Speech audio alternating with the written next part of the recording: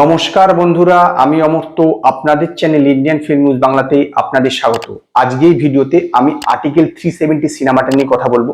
এই সিনেমাটাকে 2019 5th August যে জম্মু কাশ্মীর থেকে আর্টিকেল 370 তুলে নেওয়া হয়েছিল তার উপরে তৈরি হয়েছে এবং এটা এই যে ধারাটা তুলে নেওয়ার জন্য কি কি সমস্যার সম্মুখীন হতে হয়েছে, কিভাবে তারা প্ল্যান করেছিল, কিভাবে সেটা এক্সিকিউট করেছে, যাবতীয় কিছু খুব ডিটেলসে দেখানো হয়েছে। সংবিধানের অনেক ধারা এখানে খুব ডিটেলসে দেখানো হয়েছে।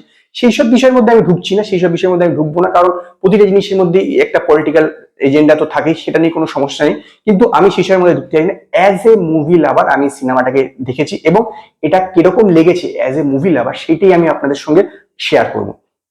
দেখুন, একটা সিনেমাতে সবচেয়ে বড় কথা হচ্ছে দর্শক সেই সিনেমাটার সঙ্গে কতটা একাত্মবোধ হতে পারছে, কতটা এনগেজিং হতে পারছে, কতটা তার ভালো লাগছে, তার উপর নির্ভর করে থাকে সেই মুভিটার সাফল্য।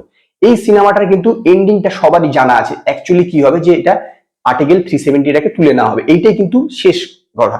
কিন্তু এটা কিভাবে হলো, কিভাবে তার প্ল্যানিং করলো, কিভাবে তারা এক্সিকিউট করলো, যাবতীয় কিছু এত ডিটেলিং দেখানো হয়েছে যে শুরু থেকে একদম শেষ মুহূর্ত পর্যন্ত আপনি কিন্তু কখনোই চোখ ফেরাতে পারবেন না, মানে কখনোই আপনার বোর হবেন না। যে এইটাই হচ্ছে কিন্তু ডাইরেক্টরের আসল কাজ। এই ডাইরেক্টর কিন্তু এই বিষয়ে একদম সফল বলতে পারে, যে দর্শককে এনগেজ করে রেখেছে পুরো সিনেমাটা জুড়ে একদম শুরু থেকে শেষ পর্যন্ত।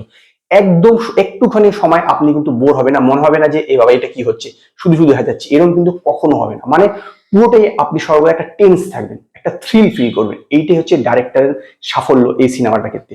এই সিনেমাতে যারা অভিনয় করেছে, ইয়ামি গৌতম এর কথা প্রথমে বলি। ওনার যে এন্ট্রি সিনটা যেভাবে ডাইরেক্টর পিচ করেছেন, খুব দুর্দান্ত ভাবে পিচ করে, দুর্দান্ত। একটা ফুড ব্রিজ দিয়ে হেঁটে যাচ্ছেন, টপ শট, তারপরে গিয়ে সে বিউটি পার্লারে একজন কর্মচারী সেজে একজনের বাড়িতে যাবে, সেই যে সিনটাকে যেভাবে স্টেজ করা হয়েছে, মানে এন্ট্রিটা অনেকটা মানে একটা হিরোর মতন কিন্তু টপ শুরু হচ্ছে, কিন্তু তারপরে একটা নর্মাল ভাবে ন্যাচারাল ওয়েতে করেছে, খুব সুন্দর ওনাকে স্টেজ করা হয়েছে। আমার মনে হয় উনি আর এই যে সিনেমাটা যা অ্যাক্টিং করেছেন, ওনার ক্যারিয়ারের বেস্ট পারফর্ম করেছেন। অত্যন্ত অত্যন্ত ভালো অভিনয় করেছেন, অত্যন্ত ভালো অভিনয় করেছেন। এছাড়া প্রিয়মণিও খুব ভালো অভিনয় করেছে, এখানে পিএমও রোলটা করেছেন, খুব ভালো অভিনয় করেছেন। এবং আরেকটি বিশেষ কথা বলতে হবে, রামায়ণে আমরা রাম হিসেবে যাকে দেখেছিলাম অরুণ গোবিল, তিনি এখানে কিন্তু প্রাইম মিনিস্টার রোলটা করেছেন, নরেন্দ্র মোদীজির রোলটা করেছেন। একটুকু সময় দেখেও আপনাদের মনে হবে না যে সে একজন অন্য লোক, মানে মনে হবে যেন নরেন্দ্র মোদী কথা বলছে আপনার সামনে, এরকম ভাবে সে করেছে। একটা দৃশ্য আছে ফার্স্ট সিনটার পরে, মানে যে অরুণ গোবিলের জাস্ট এন্ট্রি সিনটার পর, মানে ফার্স্ট এন্ট্রি সিনটার পরে একটা ঠিক আছে যেখানে ক্যাবিনেটের মিটিং হচ্ছে, সেই সময় যেভাবে উনি কথাগুলো বলছেন একদম পুরোপুরি নরেন্দ্র মোদীর মতন ভাবে বলছেন। সুন্দর নিজেকে মানিয়ে নিয়েছে ক্যারেক্টারটার মধ্যে, সত্যি প্রত্যেকে, ইনি ছাড়াও যারা প্রত্যেকে আরো যারা আছে প্রত্যেকে কিন্তু দুর্দান্ত অভিনয় করেছে, দুর্দান্ত অভিনয় করেছে।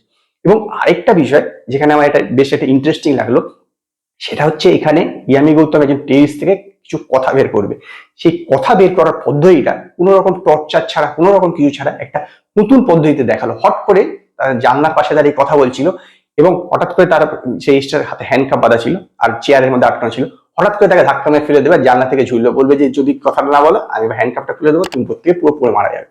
মানে এই যে একটা পদ্ধতিটা নতুন কিন্তু দেখিয়েছি, মানে কোনো রকম ভায়োলেন্স ছাড়া, কোনো রকম কিছু ছাড়া কিভাবে কথা বের করা যেতে পারে, সেটা একটা, এই পদ্ধতিটা আমার নতুন লেগেছে। আমি যেটা বললাম যে আমি এজ এ সিনেমা লাভার সমস্ত কিছু বিজয় করে দেখবো। আর এই সিনেমার বিজিএমটা এক কথায় দুর্দান্ত, একদম দুর্দান্ত। চ্যাপ্টার এখানে টোটাল যে সিনেমাটা তার 6টা চ্যাপ্টারে ভাগ করে দেখানো হয়েছে। চ্যাপ্টার 2 এর লাস্টে যখন ইয়ামি গৌতম একটা পার্কে দৌড়াচ্ছে তখন সেখানে নিউজ পাবে, সেই সময় যে বিজিএমটা, এবং চ্যাপ্টার 3 একদম শুরু সিনটা যখন ইয়ামি গৌতম প্রিয়মণি প্লেন থেকে নামছে, সেই সিনের বিজিএমটা, এই দুটো কিন্তু পুরো মনে রাখবার মতন বিজিএম হয়েছে, এত দুর্দান্ত লেগেছে কিন্তু আমার। থ্রু আউট এই ফিল্মটা পুরোপুরি এনগেজিং এবং খুবই দুর্দান্ত হয়েছে।